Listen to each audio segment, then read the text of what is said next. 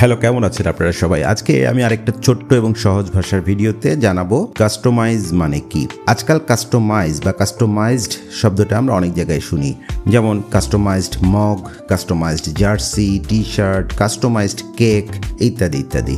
কিন্তু আসলে এই কাস্টমাইজ মানে কি, চলুন একদম সহজ ভাষায় আজকে বুঝে ফেলি।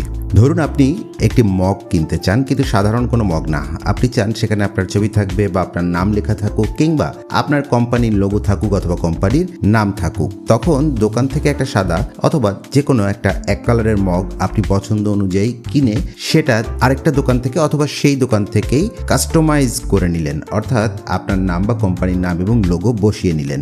এটাই কাস্টমাইজ।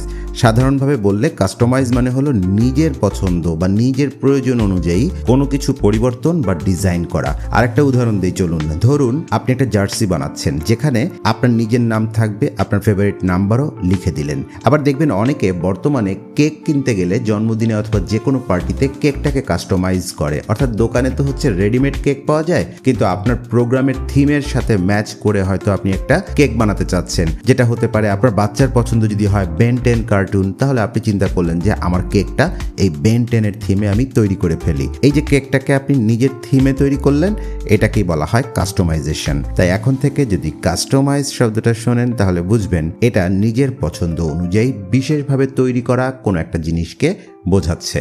আর এমন সহজ ভাষায় নতুন নতুন ইংরেজি শব্দের মানে জানতে ইমনের স্কুলে সাবস্ক্রাইব করে আমার পাশে থাকুন। ভালো থাকবেন সবাই, সুস্থ থাকবেন।